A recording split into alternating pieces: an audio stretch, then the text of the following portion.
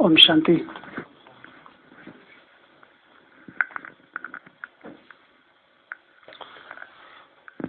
मुरली 26 मार्च 93।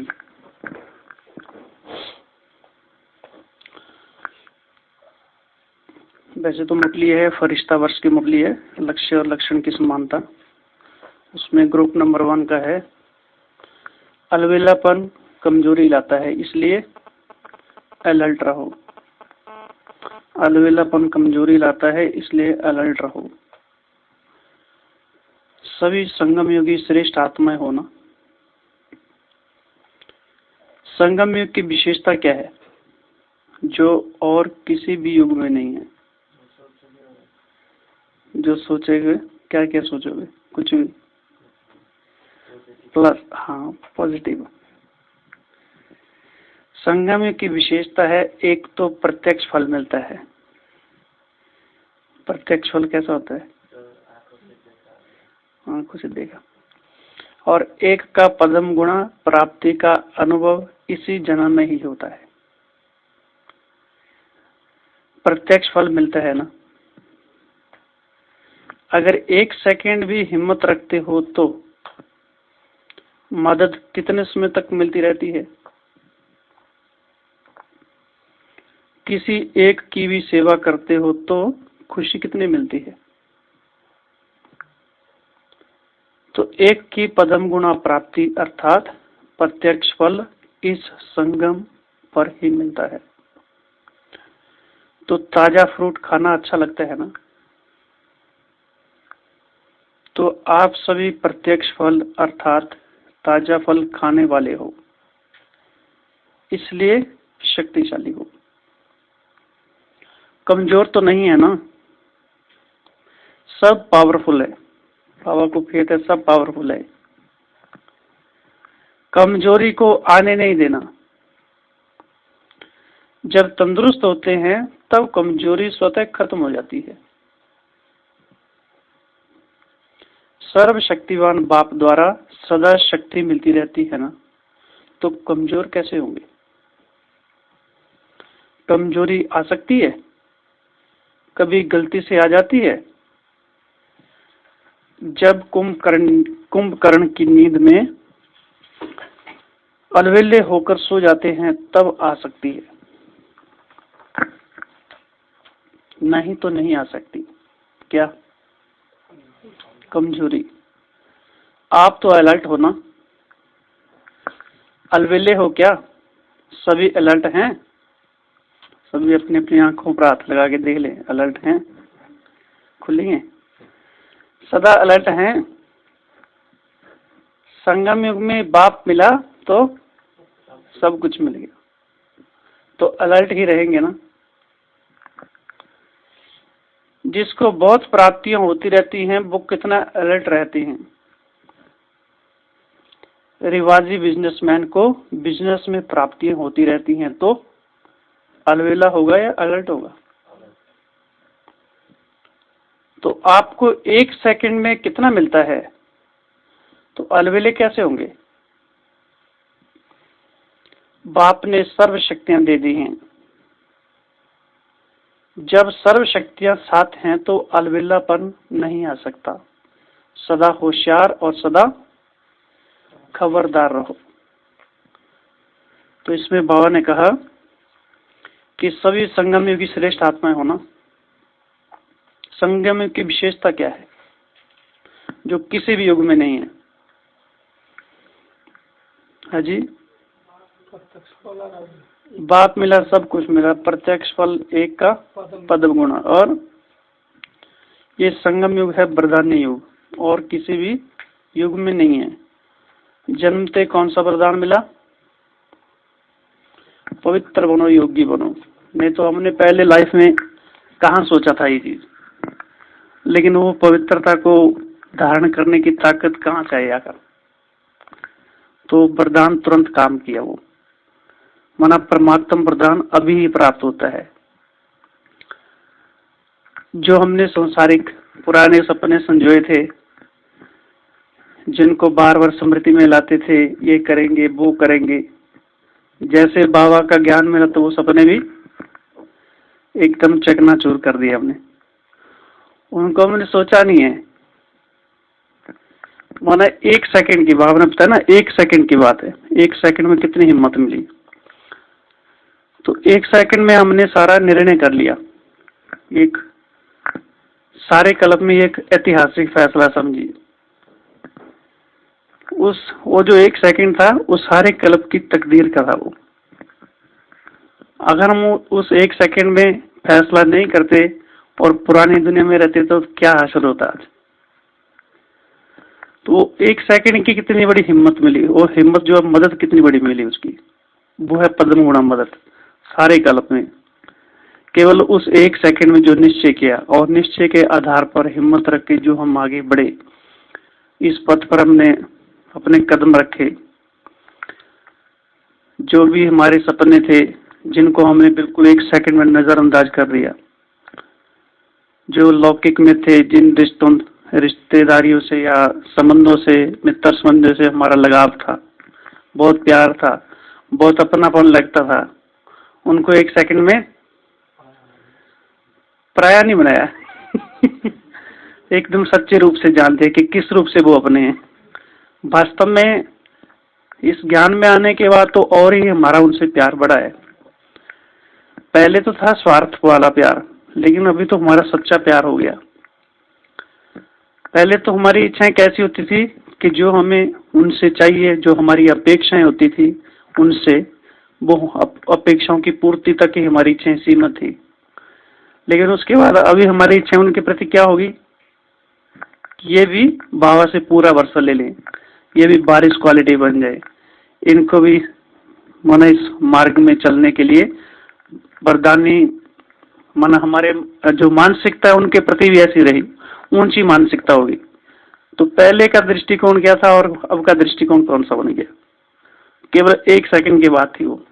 1 second में निश्चय हुआ बाबा के ऊपर, और 1 सेकंड में हमारा सारे कल्प का ये जो फैसला किया था, वो फैसला कितना महत्वपूर्ण रहा। उसके आधार पर 1 सेकंड के बाबा ने कहा ना, 1 कदम में पद्मों की प्राप्ति है। तो ये सारा केवल संगम युग पर ही है और किसी भी युग में नहीं है। तो संगम युग की विशेषता और कौन कौन सी विशेषता है, एक तो ये हो गया, एक का पद्म गुणा, और दूसरा अभी अभी किया और अभी अभी प्राप्ति, अभी अभी किया, अभी अभी खुशी, अतीन्द्रिय सुख 1 सेकंड में। और इसमें फिर बाबा ने बताया कि उसका असर जो है ना, बड़े लंबे समय तक रहता है। कितनी देर तक रहता है, जैसे हम योग में अगर जिस समय एक बहुत अच्छा अनुभव कर लेते हैं तो लंबे समय तक उसका असर रहता है, और जिस स्थान पर वो अनुभव किया जाता है उस स्थान पर जाने से ही हमारी मानसिकता भी चेंज हो जाती है। मुझे याद है बहुत साल पहले एक दिन कई समय तक फरिश्तेपन का अभ्यास कर रहा था। तो शाम के टाइम युग में जा रहा था, जैसे गेट पर पहुंचा तो जैसे मैं सचमुच ही फरिश्ता हो गया एकदम। एकदम जो दो केवल 10 कदम थे, वो 10 कदम जैसे मेरे धरती पर थे ही नहीं। तो वहां पर जाते जाते वो स्थिति जो है उस समय याद रहती, तो वो लंबे समय तक वो हमारी स्मृति बनी रहती है। तो 1 सेकंड का जो अनुभव है वो लंबे समय तक हमें आगे बढ़ने में मदद करता है। और संगम की कौन सी विशेषताएं हैं?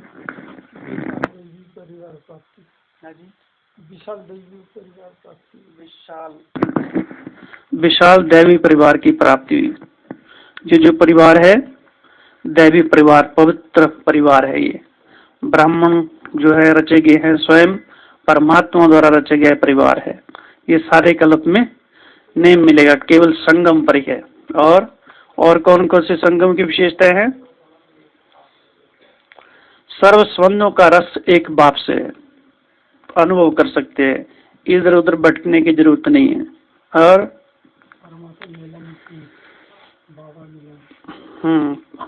सबसे महत्वपूर्ण बात परमात्मा मिलन का जो है विशेषता है, जो केवल संगम युग पर ही, वो भी साकार में। माना भगवान को हम कर्म करते हुए देखते हैं, उनसे हम मिलते हैं, रूहान करते हैं, संबंधों का अनुभव करते हैं, और उससे दिव्य दृष्टि मिलती है, वरदान मिलता है, वो भी हमारे बिना रह नहीं सकता है। केवल संगम युग पर ही है, फिर वो विश्रामी हो जाएगा। तो बाबा ने कहा सभी संगम युग ही श्रेष्ठ आत्माएं होना। संगम युग की विशेषता क्या है जो किसी भी युग में नहीं है? संगम युग की विशेषता है, एक तो प्रत्यक्ष फल मिलता है और एक का पदम गुणा प्राप्ति का अनुभव इसी जन्म में ही होता है। अतीन्द्रिय सुख का, हाँ, प्रत्यक्ष फल मिलता है। अगर एक सेकंड भी हिम्मत रखते हो तो मदद कितने समय तक मिलती रहती है? एक सेकंड की हिम्मत। किसी एक की भी सेवा करते हो तो खुशी कितनी मिलती है? तो एक की पदम गुणा प्राप्ति अर्थात प्रत्यक्ष फल इस संगम पर ही मिलता है। तो ताजा फ्रूट खाना अच्छा लगता है ना, माने सारे कलब में ताजा फ्रूट केवल अभी है, उसके बाद तो फिर गिरते ड्राई फ्रूट हो जाएगा। ये जो फ्रूट है यही फ्रूट ड्राई फ्रूट का काम करेगा फिर। तो आप सभी प्रत्यक्ष फल अर्थात ताजा फल खाने वाले हो ना, इसलिए ताजे फल खाने वाले कैसे होते हैं? शक्तिशाली, तंदुरुस्त, कमजोर तो नहीं है ना। कल पढ़ रहे थे ना, मास्टर सर्वशक्तिवान हो या कमजोर हो? सर्वशक्तिवान की संतान और कमजोर कहें तो क्या कहेंगे? तो केवल सारा समृद्धि और विस्मृति का खेल है। इसलिए शक्तिशाली हो, क्यों? ताजा फल खाया। कमजोर तो नहीं है ना, ताजा फल तो मिल ही रहा है आजकल। तो सब पावरफुल है, कमजोरी को आने नहीं देना। जब तंदुरुस्त होते हैं तब कमजोरी स्वतः खत्म हो जाती है। सर्वशक्तिवान बाप द्वारा सदा शक्ति मिलती रहती है तो कमजोर होंगे कैसे? मिल तो रही है लेकिन ले कैसे रहे हैं? वो तो सबको दे रहा है लेकिन लेने में नंबरवार है। शक्ति लेने का साधन क्या है? बाबा से शक्ति लेने का साधन क्या है? सोल कॉन्शियस स्थिति, जिससे स्नेह हो, और जिससे स्नेह हो उसकी याद अपने आप ही आती है। वो अपना सब कुछ न्यौछावर कर देता है। और उससे शक्ति मिलने के और कौन कौन से मार्ग या तरीके हैं? जिस समय जो कहता है उसको कर लिया जाता है। जिस समय जो वो कहेगा उसी अनुरूप उसी प्रमाण हम करते हैं तो भी शक्ति मिलती है। और कैसे मिलेगी? आज्ञाकारी फरमान बरदार, कल भी बताया ना। सूक्ष्म फरमान कौन सा है? वरदान में था ना कल, निरंतर याद, वो है सूक्ष्म फरमान। मन, वचन, कर्म, पवित्रता, जरा भी अशुद्धता और अपवित्रता ना हो, टच ना करे संकल्प में भी। तो बाबा कह रहे सर्वशक्तिवान बाप द्वारा सदा शक्ति मिलती रहती है तो कमजोर होंगे कैसे? कमजोरी आ सकती है, कभी गलती से आ जाती है। जब कुंभकर्ण की नींद में सो जाते हैं, लेकिन वो भी कैसे? अलवेले होकर। एक है डायरेक्ट, एक है अलवेले होकर सोना। अलवेले होकर सो जाते हैं तब आ सकती है। कौन आ सकती है? कमजोरी, माया मन कमजोरी के रूप में माया आ सकती है। नहीं तो नहीं आ सकती है। आ सकती भी माया है। तो आप तो अलर्ट हो ना, अलवेले हो क्या? सभी अलर्ट हैं, सदा अलर्ट हैं। संगम युग में बाप मिला तो सब कुछ मिला। तो केवल विस्मृति की नींद है तो हम अलवेले हो जाते हैं। हमको बाबा से क्या क्या मिला है, क्या क्या प्राप्तियां हुई है, उसकी विस्मृति है, नींद है। अलवेला और आलस्य में फर्क ये है कि आलस्य है जो वो नींद से संबंधित है और अलवेला वो मन से संबंधित है, वो जागृत अवस्था में। अलवेला हम टाल देते हैं, किसी भी काम को इग्नोर कर देते हैं, आज नहीं करेंगे कल करेंगे, हो जाएगा, जितना भाग्य में है उतना तो मिलेगा ही, है ना। जैसे एक कहानी है ना, एक एक व्यक्ति सोया हुआ था, बहुत आलसी था, अलवेला था, एक वृक्ष के नीचे सोया था। तो उधर से एक राहगीर रोज गुजरता था, देखता था एक युवक उसको के सोया है। वो बड़े मजे से सोया रहता था, जो कुछ कोई दे जाता था खा पी लेता था, सो जाता था। तो उसको युवक देखता रहता था। तो कहता है, भी आप इधर ऐसे क्यों सो रहते, कुछ कमाओ खाओ, खुद लोगों के इस पर ही आप आश्रित हो, अपना कमाओ खाओ, मैं तुमको नौकरी देता हूँ तो तुम्हारे पास बहुत धन हो जाएगा। तो अच्छा, बोला फिर क्या होगा? बोला तुम बहुत शाहूकार हो जाओगे, तुम्हारा नाम आंशन होगा, बहुत महल माड़ियाँ होंगी, गाड़ियाँ होंगी। अच्छा, और क्या होगा? तुम्हारे पास बहुत सुख सुविधाएं बढ़ जाएंगी। फिर क्या होगा? तुम बोला चैन की नींद सो सकेंगे। तो बोला तो मैं तो सोया हूँ पहले से ही, वो तो मैं अभी कराटे मार के सो रहा हूँ। तो ये भी कल वेला।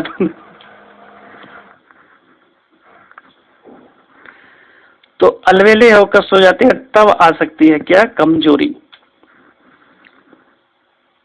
नहीं तो नहीं आ सकती है। आप तो अलर्ट हो ना, अलवेले हो क्या? सभी अलर्ट हैं और सदा अलर्ट हैं, सभी अलर्ट और सदा अलर्ट। संगम युग में बाप मिला तो सब कुछ मिला, तो अलर्ट ही रहेंगे ना। जिसको बहुत प्राप्तियां होती रहती हैं वो कितना अलर्ट अलर्ट रहते हैं। तो यहाँ एग्जाम्पल दिया था, रिवाजी बिजनेसमैन। जब बिजनेस चलता है तो एक सीजन होता है, तो पूरे टाइम का सदुपयोग करते हैं, वो जरा भी गवाते नहीं है उसको, अनाड़ी नहीं है। अनाड़ी किस में? साकार मुरली में। रिवाजी बिजनेसमैन को बिजनेस में प्राप्तियां होती रहती हैं, तो अलवेला होगा या अलर्ट होगा? तो आपको एक सेकंड में कितना मिलता है? पद्मों की कमाई। तो अलवेले कैसे होंगे? परसों का ग्रुप था ना, अपने आप को पद्मा पद्म भाग्यशाली समझते हो, हर कदम में पद्मों की कमाई समाई हुई है। तो अलवेले होंगे कैसे? बाप ने सर्व शक्तियां दे दी हैं। जब सर्व शक्तियां साथ हैं तो अलवेलापन आ नहीं सकता। इसलिए सदा होशियार, सदा खबरदार रहो। होशियार कैसे रहेंगे? होशियार माना समझदार और चुस्त और जागृत, जागती ज्योत, आपके जैसे एकदम पावरफुल।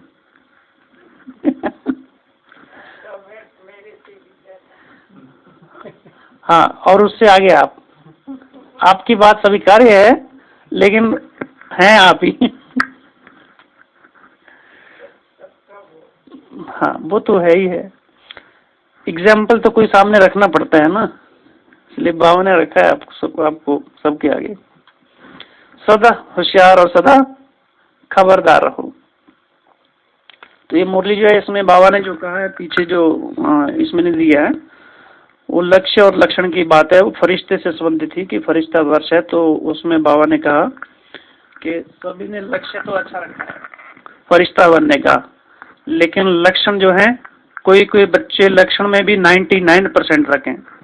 मानो उस समय कितनी धुन लगी होगी फरिश्ता बनने की सबको, जो बाबा ने 99% सर्टिफिकेट दिया उनको।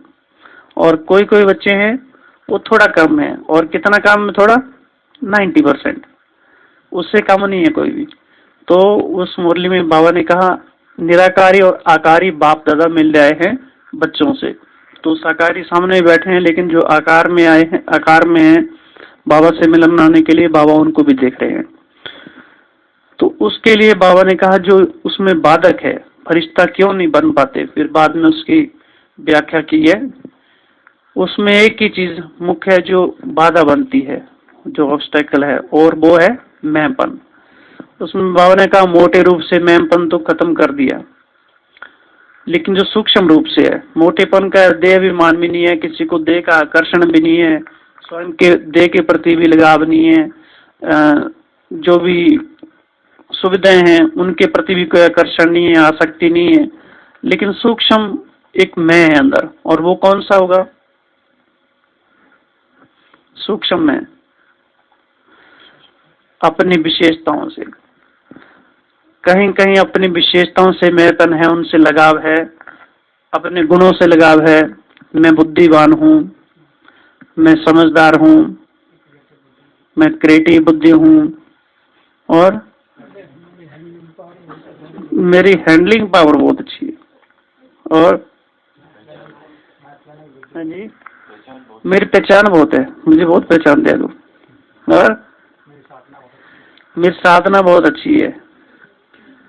हाँ जी, मेरे सिवाय और कोई कर ही नहीं सकता इसको, और मेरे से बिना पूछे कैसे किया। हाँ, ये भी मैंपन है, अहंकार है। तो ये सूक्ष्म अहंकार है। और भी सूक्ष्म अहंकार क्या हो सकता है? मैं अच्छा सेवा करता हूँ।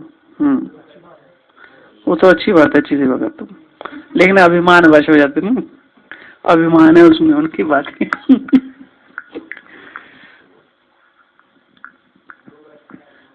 हाँ, हमारे योग बहुत अच्छा है, अनुभव बहुत अच्छे हैं हमारे। हम कईयों से बहुत अच्छे हैं। हम कोई तो कुछ करते नहीं है, ये तो है ही ऐसे, देखते हैं तो गप्पे मारते रहते हैं, लेकिन हम तो कर रहे हैं, पुरानों से भी अच्छे हैं। एक मुरली में बाबा ने कहा था 2-3 साल पहले, वो नयों के प्रति संकेत था कि पुरानों को देखते हो, पुरानों के जो खाते में जमा है वो 1 सेकंड में जम मार के आगे चलेंगे और आप देखते रह जाएंगे। तो वो जिस समय उनकी जरूरत थी और जिन्होंने जो किया, उनका जो उस समय जमा हुआ वो हमारा नहीं है उस समय, अभी का उनका खाता बहुत आगे है। तो ये भी सूक्ष्म अनुभव, एक अहंकार आ जाता है, अभिमान आ जाता है कि मैं तो बहुत से अच्छा हूँ, ये तो कुछ कर ही नहीं रहे हैं। और कौन सा सूक्ष्म अहंकार आ सकता है? हाँ, मेरे से बगैर तो किससे पूछना फिर। हाँ जी, हाँ, मैं भाषण बहुत अच्छा कर सकता हूँ, मेरी कमेंट्री बहुत अच्छी है। हाँ, आई कमेंट्री सुनेंगे है, और पावरफुल कमेंट्री सुनेंगे। नहीं चाहिए।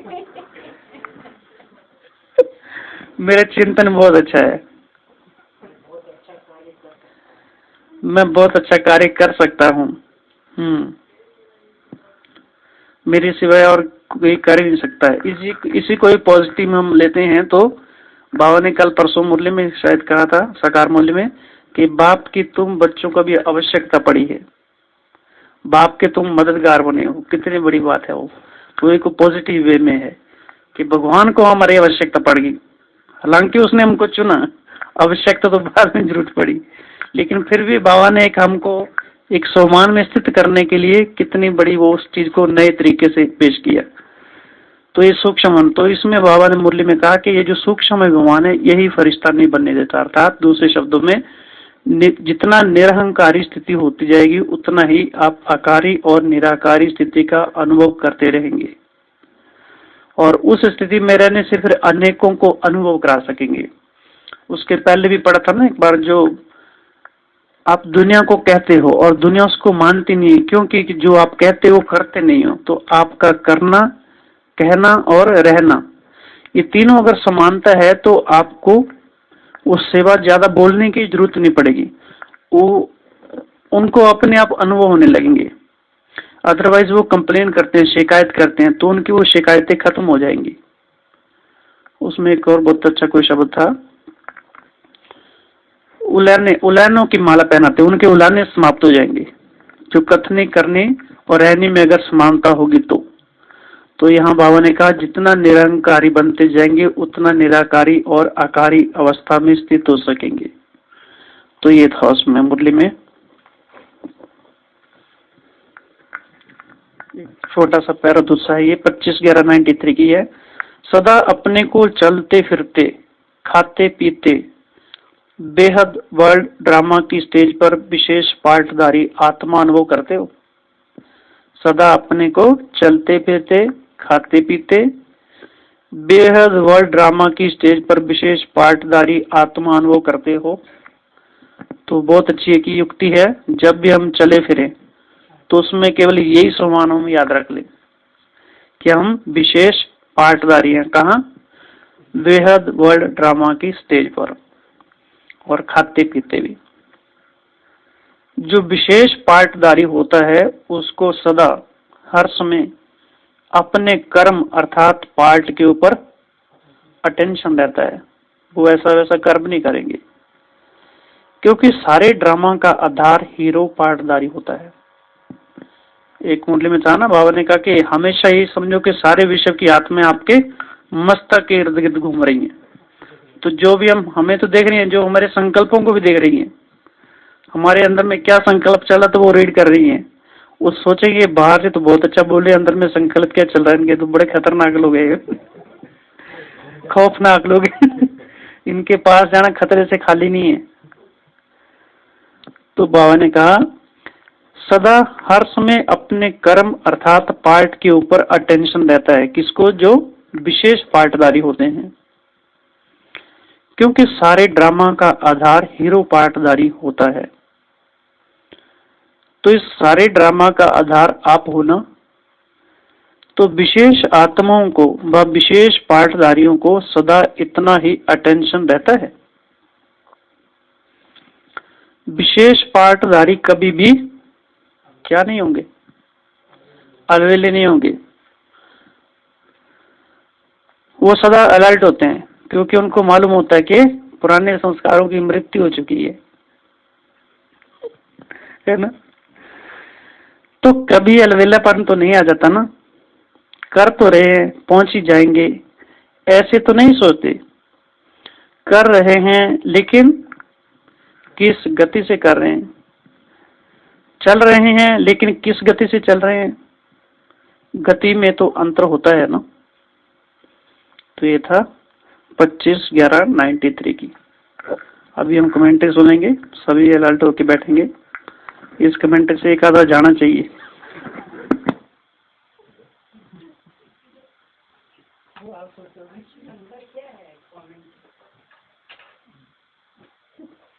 बारह नंबर जांच करेंगे, 12 है।